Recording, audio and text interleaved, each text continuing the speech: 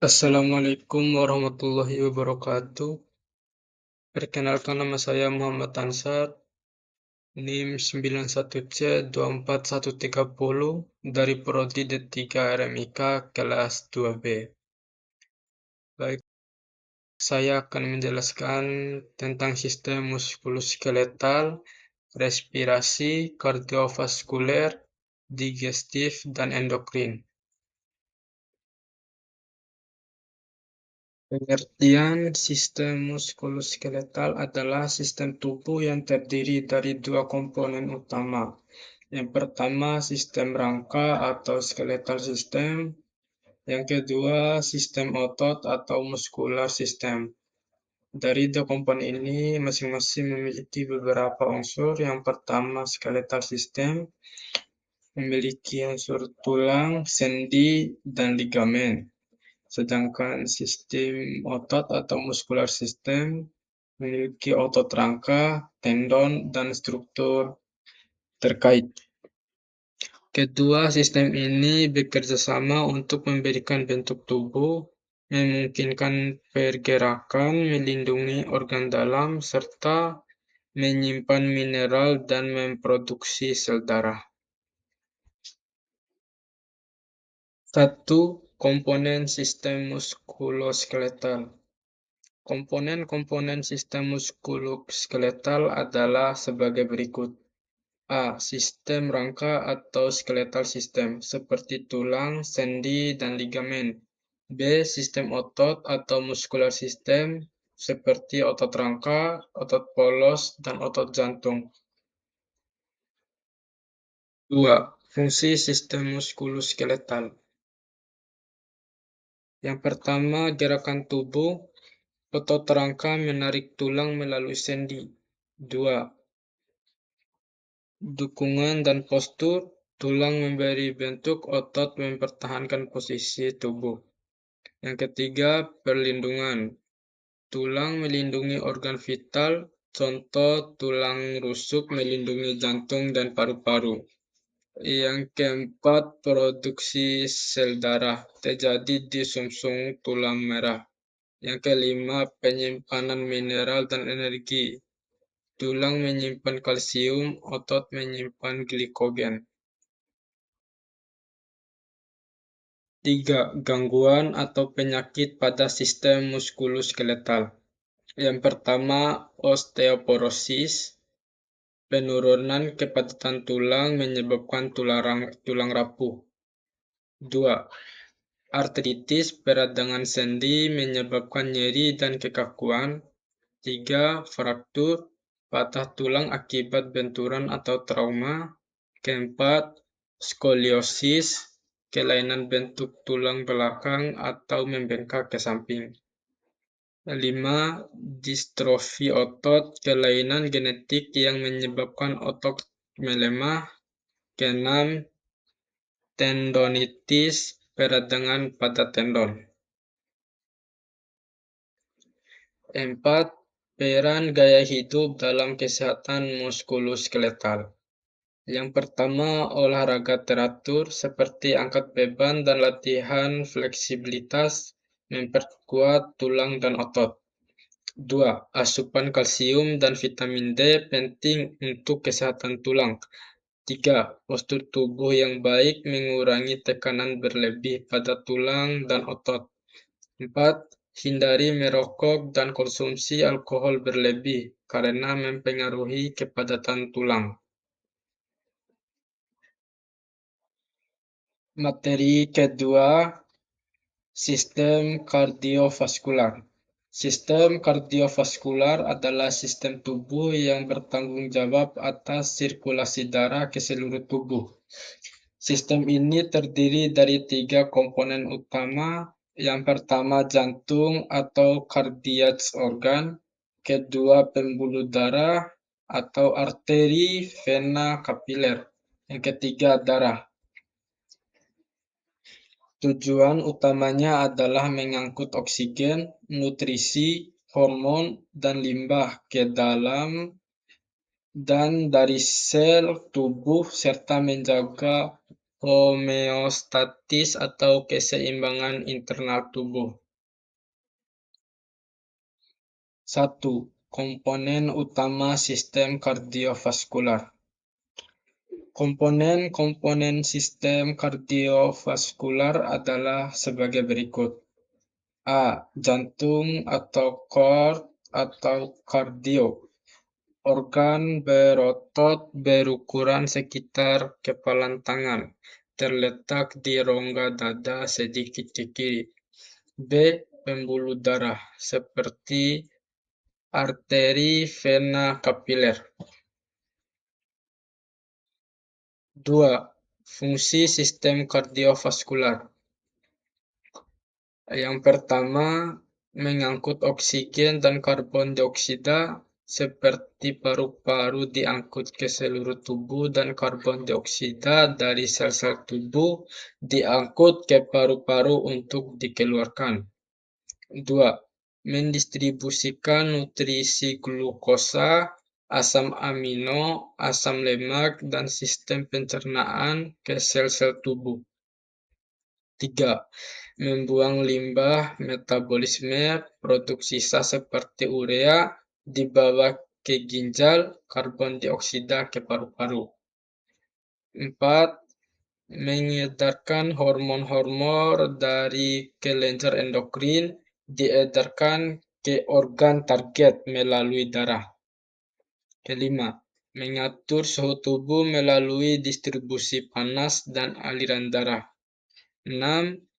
Menjaga keseimbangan pH dan volume cairan tubuh. 7.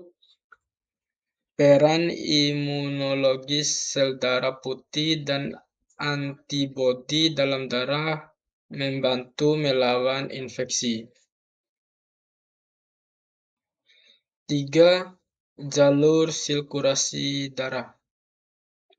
A. Sirkulasi sistemik atau besar dari jantung atau ventrikel kiri menuju seluruh tubuh, menuju kembali ke jantung atau atrium kanan, mengedarkan darah beroksigen ke jaringan tubuh dan membawa kembali darah berkarbon dioksida. B. Sirkulasi pulmonal atau kecil. Pertama, dari jantung atau ventrikel kanan menuju paru-paru, menuju kembali ke jantung dan atau atrium kiri. 2. Mengubah darah dari tidak beroksigen menjadi beroksigen.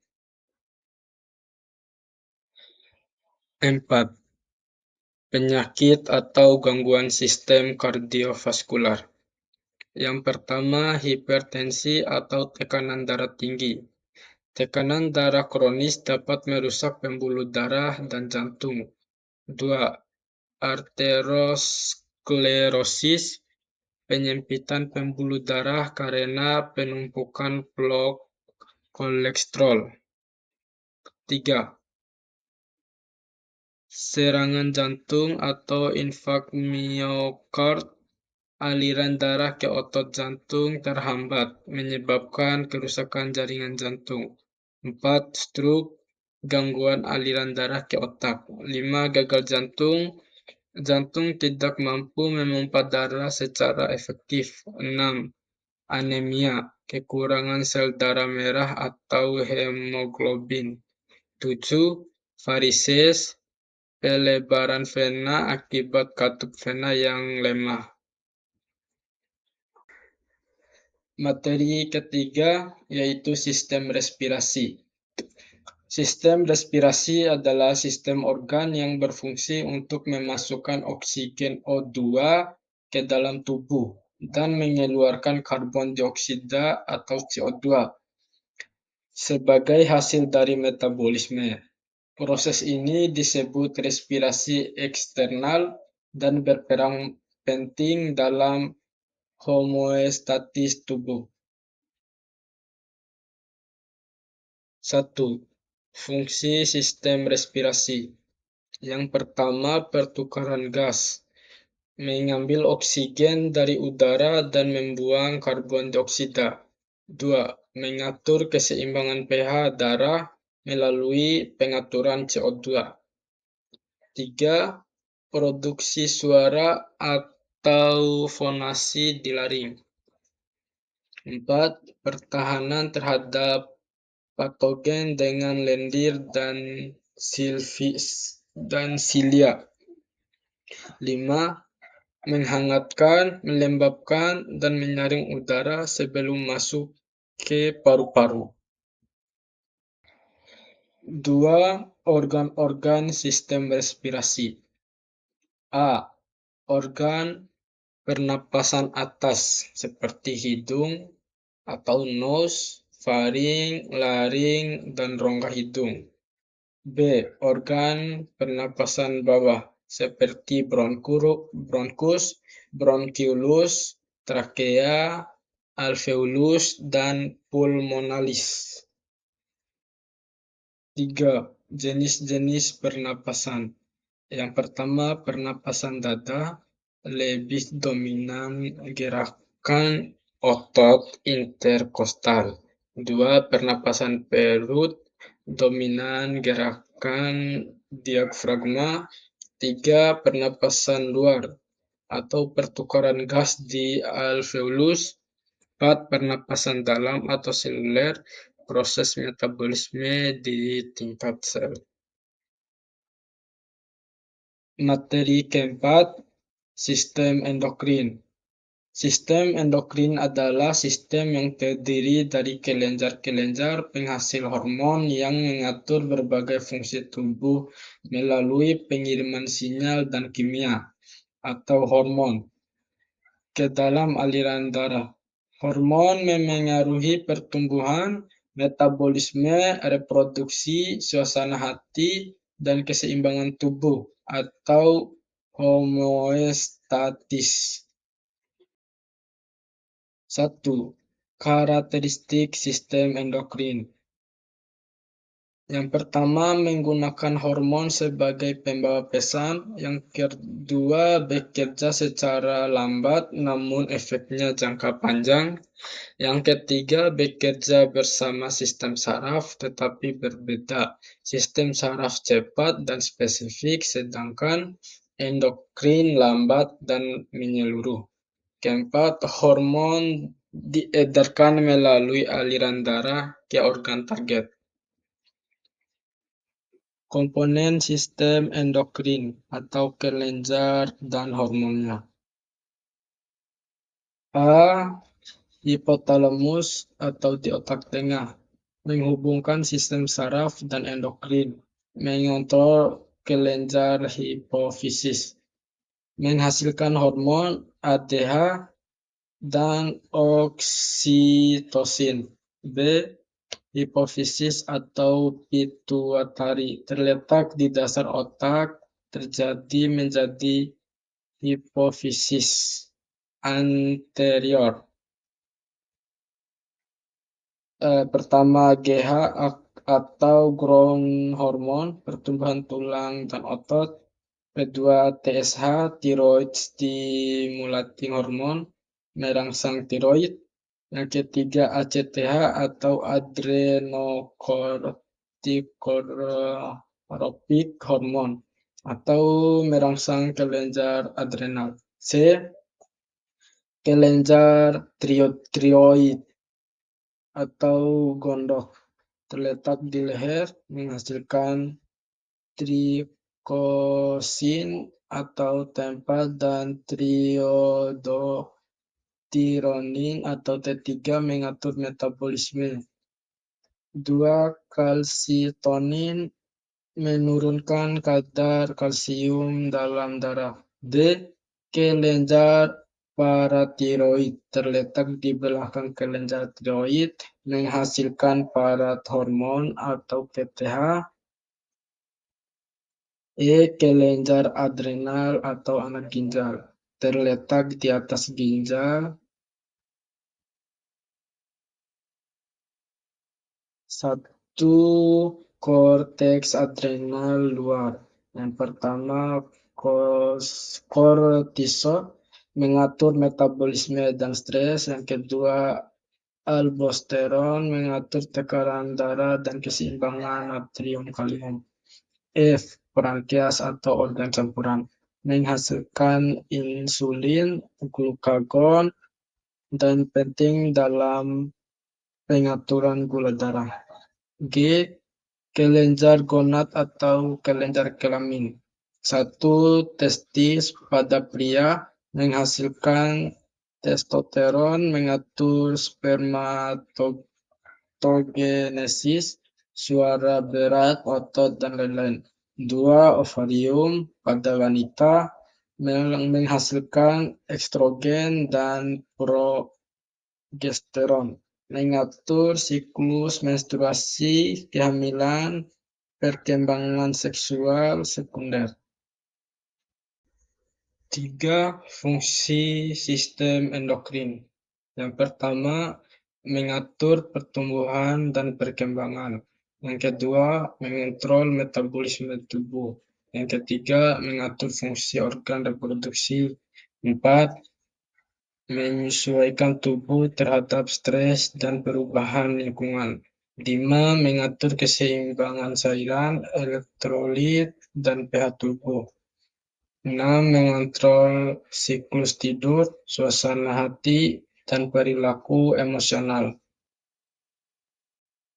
4. Gangguan pada sistem endokrin.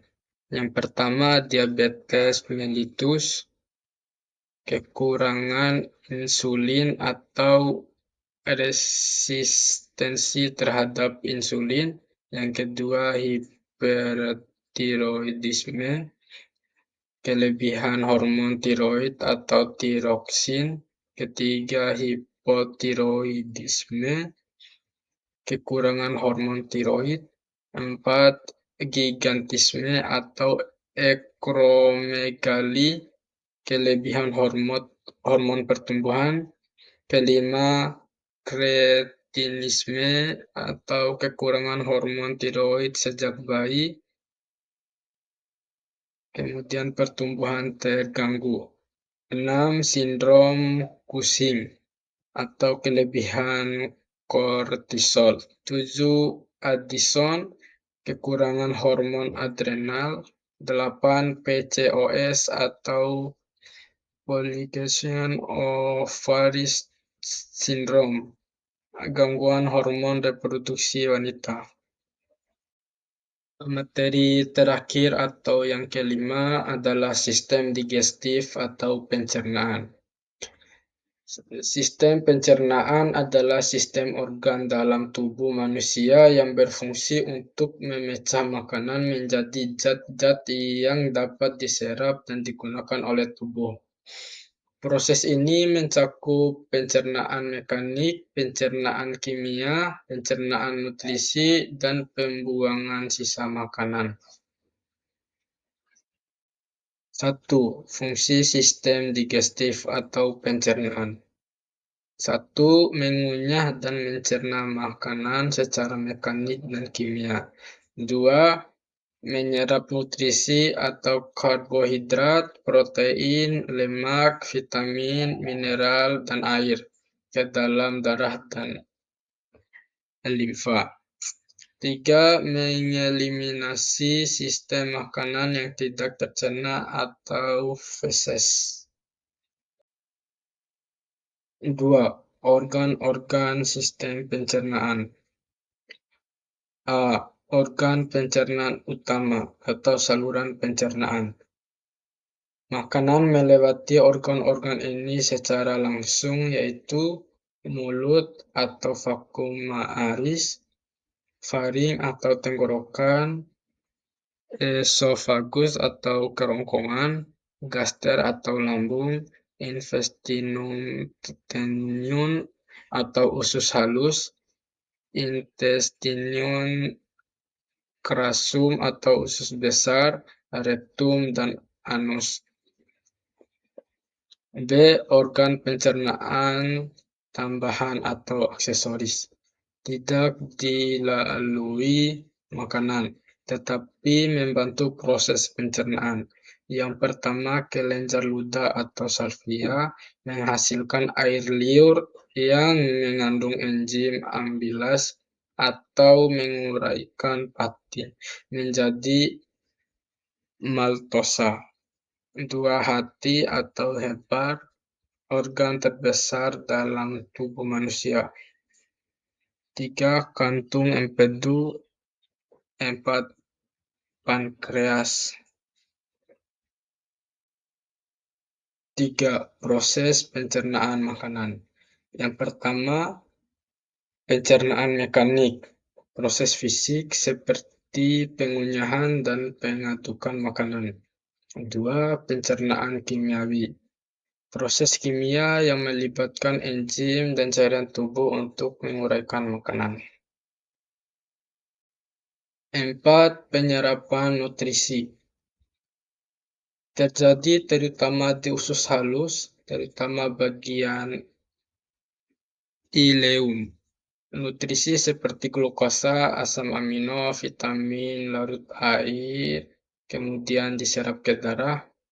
Lemak kemudian dibentuk jadi kilomikron masuk ke pembuluh limfa. 5. Sisa makan dan defekasi.